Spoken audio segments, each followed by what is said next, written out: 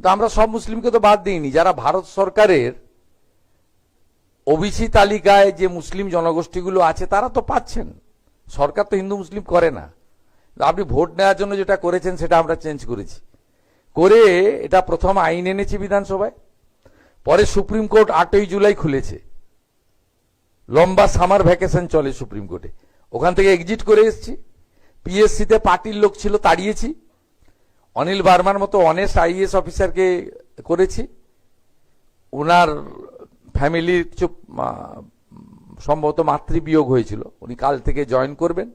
Interview process সেপ্টেম্বরের দেখবেন last week থেকে চালু হয়ে গেছে। আমরা কেউ ইন্টারফেয়ার করব না।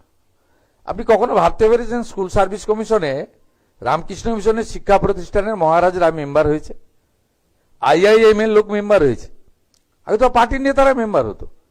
পুরুলিয়ার প্রাক্তন এমপি মৃগাঙ্ক মাহাতো মেম্বার, রানাঘাটের প্রাক্তন MLA doctor Tapas Mondal member, তারপরে সুবিরেশ থেকে আপনার মানিক ভট্টাচার্যরা, তারাই নিয়োগের অথরিটি ছিল। আমরা তো এই সব ব্যবস্থাকে পুরো চেঞ্জ করছি।